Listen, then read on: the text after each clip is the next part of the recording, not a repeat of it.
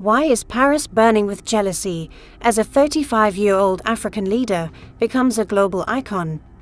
This is what happens when an uncompromising leader confronts a colonial power. You won't believe it though. France made an incredible 18 unsuccessful attempts to remove President Ibrahim Traoré. The world is trembling as Burkina Faso, under the leadership of its bold young president, has ventured to question centuries of French domination. However, how could Traoré save both his life and his position? Let's investigate. At the age of 35, Ibrahim Traoré became Africa's youngest leader in October 2022. His ascent was characterized by a wave of popular support rather than riches or political influence. As a military captain, Traoré was able to relate to his people's hardships because he experienced them himself. His rise coincided with a severe crisis. Poverty was oppressive, insurgency was widespread, and people no longer trusted their government. Traoré's ascent was remarkable, not only because of his age, but also because of his unwavering resolve to take on Burkina Faso's problems head-on. In contrast to his predecessors, Traoré didn't make hollow pledges. Rather, he presented a vision of Burkina Faso that was capable of independence and sovereignty. A lot of things need to be done. There are obstacles in your path. Keep your age out of your mind. You must aim high, even when your ambition may not be as lofty as you think. Traoré, however, didn't stop there. He started tearing down the exploitation structures that had put his nation under the shadow of its previous colonizer, France, as soon as he gained office. His frequently unrefined and unvarnished speeches struck a profound chord with the populace due to their genuineness. Traoré was one of them, not merely a leader. A man who knew what it was like to watch his country's riches go to others, while his own people struggled. In his statement, Traoré said, "We realized what it was about after the final troops departed Burkina Faso. The impacts came right after." She had overlooked the fact, however, that the people of Burkina Faso had embraced the same course as the rest of the globe after comprehending our message.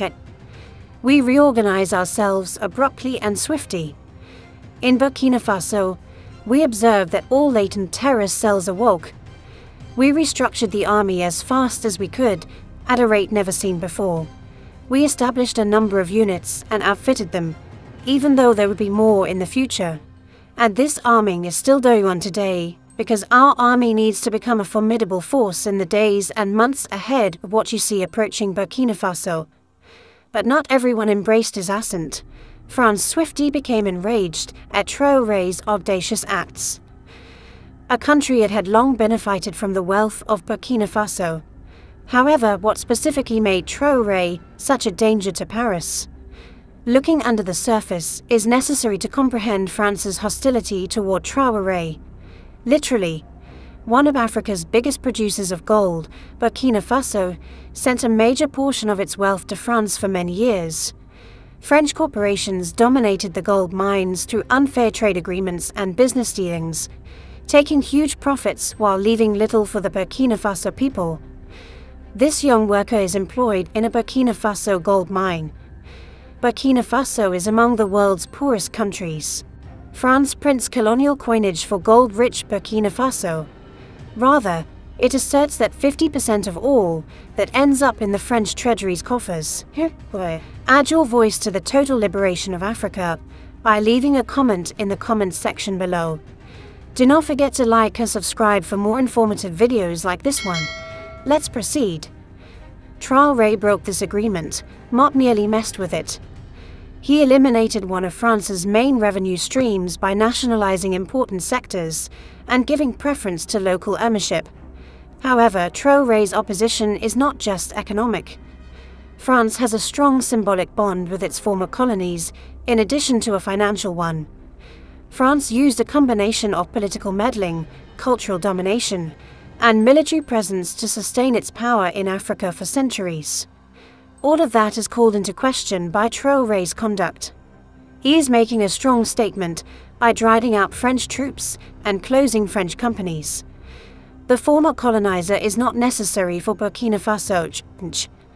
He poses such a threat to France because of this disobedience. Losing access to gold isn't the only issue. It's about taking back the narrative that has maintained Africa's reliance on the West. Traoré is fighting more than simply France, though. He is fighting on behalf of his countrymen. And it's a battle that calls for audacious, unfurtive action. Turning our attention to West Africa's Burkina Faso, Ibrahim Traoré, the nation's military chief, has made serious charges against France.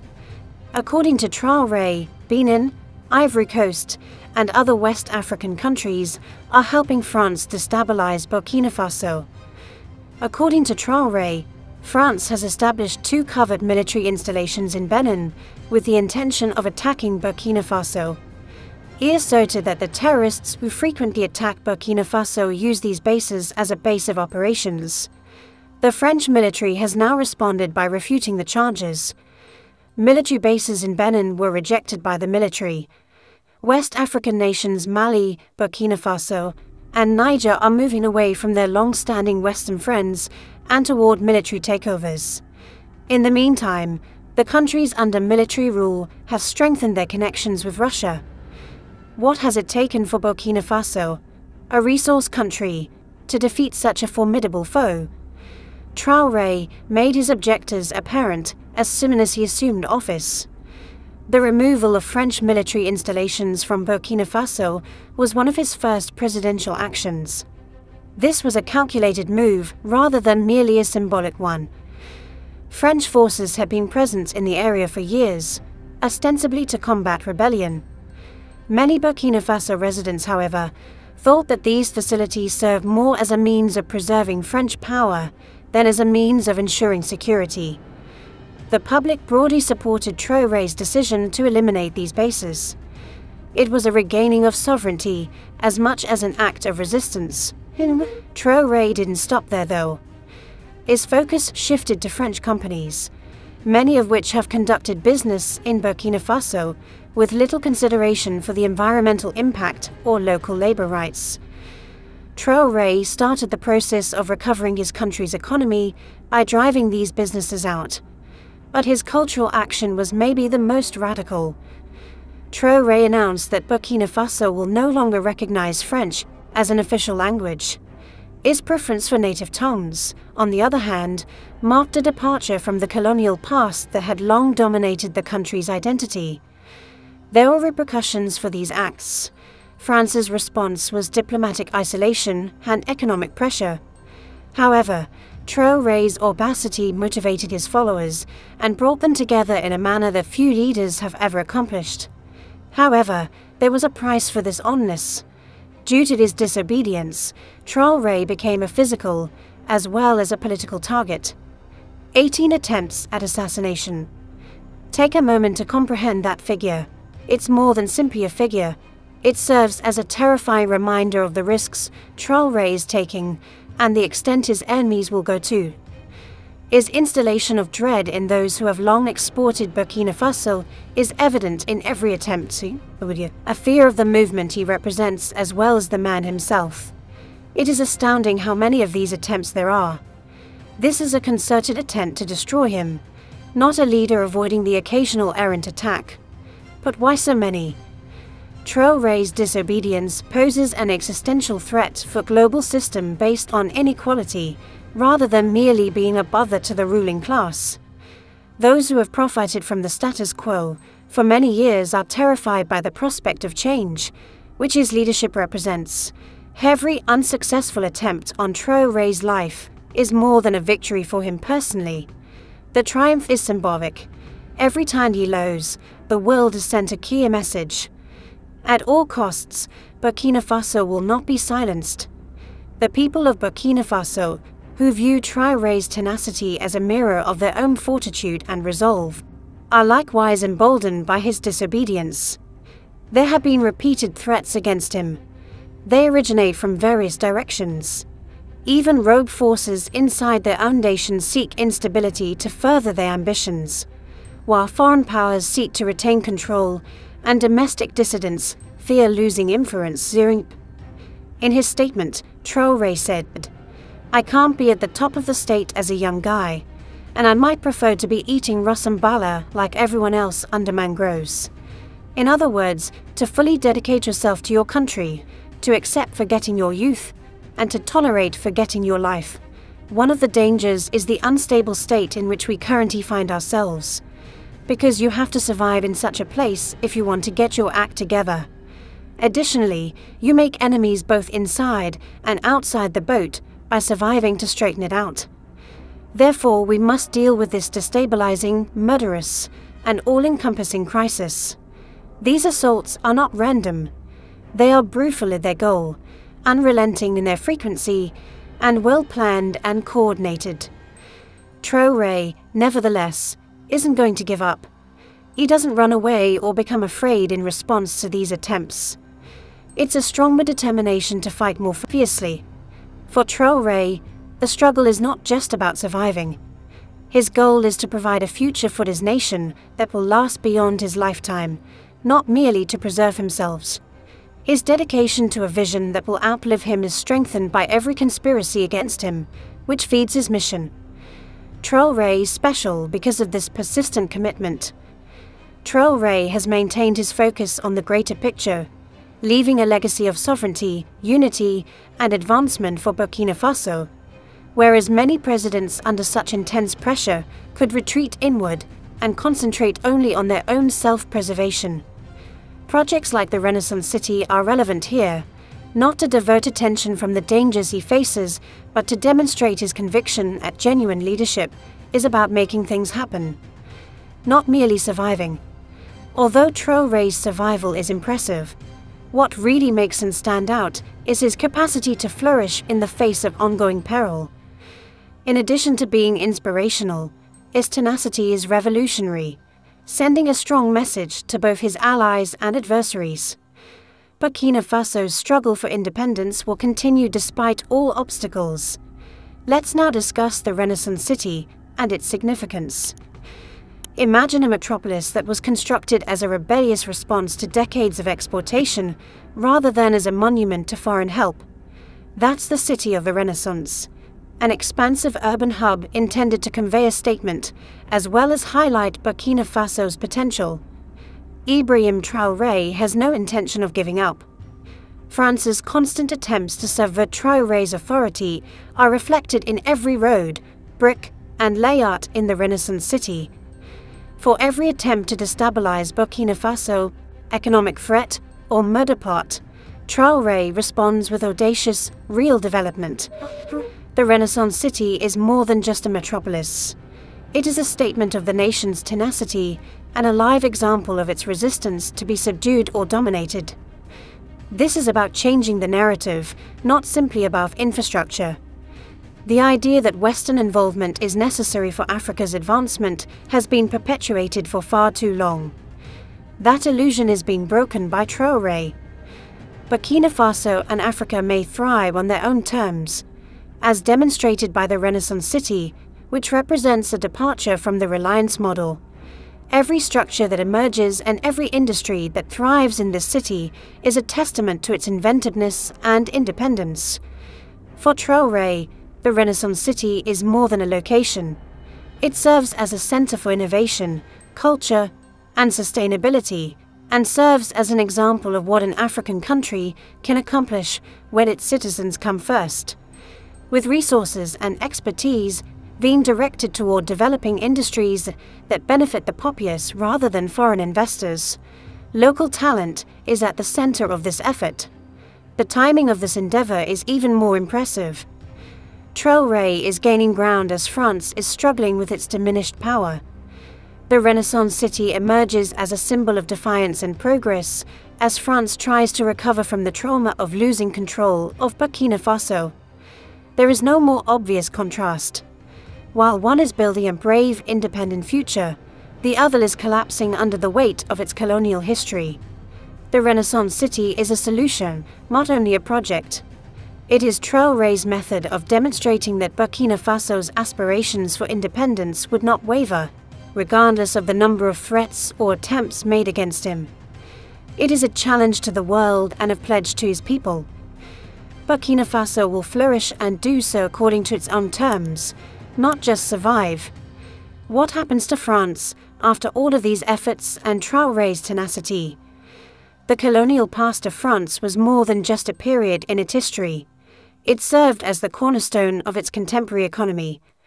The wealth taken from Africa supported French industry, improved France's reputation internationally, and constructed Paris's infrastructure. The latest uprising in Burkina Faso is not a unique incident. It's the breakdown of a centuries-old colonial tactic used by Europe. Consider the economy of France as a Jenga tower. Each African country extracts another block when it chooses to recover its riches. France lost more than simply gold mines when Burkina Faso refused to cooperate. Its dominance in West Africa was based on this. This loss has had a significant effect. French businesses that used to control African markets are frantically looking for alternatives. The carefully constructed image of Paris as an African partner is falling apart. What about the monetary losses? Stumbling. As its waning influence in Africa sends shockwaves through global markets. France is coping with the immediate economic consequences, as well as the repercussions on European stability. However, Burkina Faso's disobedience isn't only harming France's economy, it is contesting its worldwide identity. France's post-colonial image as an ally and defender of Africa is eroding, revealing the exploitation that lies underlying it. And when France falters, Burkina Faso is moving toward independence and innovation under Traoré's leadership. Under Traoré's leadership, Burkina Faso is prospering while France struggles because of a novel approach to growth and government. From the inside out, Traoré's concept is straightforward. His daring first action of creating a state-owned bank made it very evident that Burkina Faso would no longer be dependent on foreign financial institutions with conditions. There is more to this bank than just deposits. It's an empowerment tool. It invests in renewable energy projects that are suited to Burkina Faso's particular requirements, finances regional companies, and backs agricultural projects. Under Traoré's leadership, agriculture, once disregarded in favor of exporting raw materials, has gained priority. Modern equipment and training are being given to farmers, enabling them to increase yields and feed a larger population. This change boosts the local economy and produces jobs in addition to lowering dependency on imports. Another essential component of Burkina Faso's new course is renewable energy. Traoré is aware of the possibilities of solar energy in a nation that receives a lot of sunlight. Burkina Faso is moving toward energy independence, which is a crucial component of escaping foreign domination, by funding solar farms and other small-scale renewable initiatives. However, Traoré's emphasis on innovation and teaching is arguably his most noteworthy leadership quality. Traoré is aware that a self-sufficient Burkina Faso need a new generation of leaders, innovators, and thinkers to continue the advancements he initiated. He's sowing the seeds for a better future with investments in technology, vocational training programs, and scholarships. Burkina Faso's strategy is already encouraging other African countries to reconsider their dependence on the West, and the world is watching. However, what is the extent of this influence? Ibrahim Traoré's rejection of Paris is a continental awakening, as much as a national story. Leaders and civilians alike throughout Africa are turning to Burkina Faso as an example of what might happen when a country puts its citizens' needs ahead of its own. Consider Mali, which just expelled French troops in a similar manner to Burkina Faso. For example, Guinea is reviewing its trade agreements to guarantee a more fair allocation of resources.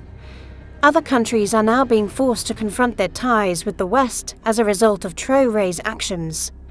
This change goes beyond politics. It has to do with culture. African countries are losing the traces of colonial influence and embracing their identities, languages, and customs more and more. Burkina Faso is at the center of the growing Pan-Africanist movement, which stresses unity and independence throughout the continent. It's not an easy road, though. Similar movements throughout Africa are being repressed by the same interests that oppose Burkina Faso.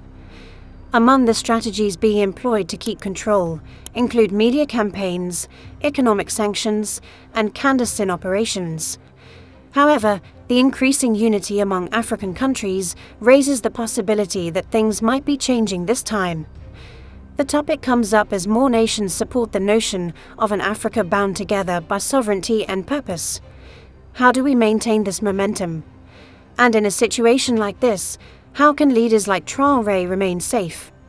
There are hazards associated with any revolution, and Traoré's is no different. His audacious behavior has made him a target for both internal forces threatening change and external powers. The struggle for independence in Burkina Faso has garnered international interest, and danger accompanies that attentiveness.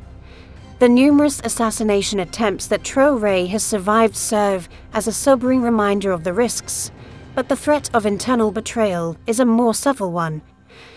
Many African presidents who tried to question the existing quo in the past were overthrown by internal strife rather than by outside forces. Traoré's relationship with the people is both his greatest asset and his worst weakness. Although this grassroots support has protected him, it also puts him in risk all the time. He makes cautious decisions by depending on a close-knit inner circle and an expanding network of sympathizers throughout Africa. However, the dangers extend beyond the individual. Burkina Faso itself faces ongoing threats of diplomatic isolation, economic reprisals, and perhaps military action. Not only will Traoré's survival skills be put to the test, but so will his capacity to shield his country from these outside threats. However, Traoré wins new fans for each threat he encounters. A generation of Africans is being inspired to hope in an exportation-free future by his tenacity. Burkina Faso is undoubtedly at the forefront of a new era, even though his journey is far from finished. The Chronicle of Burkina Faso under Ibrahim Traoré is about the struggle for independence by multiple countries. It's the beginning of something much bigger. Nations all around the continent are starting to see the value of unity and their combined might. There is more to the waning of Western power in Africa than a simple change in politics. History is being rewritten. Africa was viewed as a resource to be plundered for millennia. It is now becoming an influential force, a continent full with possibilities, ingenuity, and fortitude. This change is symbolized by Traoré's leadership. His deeds have demonstrated that it is feasible to take on and defeat the most powerful countries in the world. However, he has also set the stage for the future of an independent, unified, and unapologetically proud Africa. The rest of Africa looks on with interest as Burkina Faso is constructing its future. How far Africa will climb is the question, not if it can. And one thing is evident as Traoré takes the lead. This is only the start. Do you believe that Traoré can be stopped by assassination attempts? What do you think will happen when France falls? What do you think about Western interference in Africa's affairs? Tell us what you think in the comments section below. We explore the rich history, culture, and the ongoing struggle for sovereignty in Africa. Join us in this important conversation by subscribing to our channel. By subscribing, you're not just staying informed, you're becoming part of a movement dedicated to reclaiming Africa's rightful place on the global stage. Hit that subscribe button and turn on notifications so you never miss an episode. Let's work together to spread knowledge and inspire change. Thanks for watching.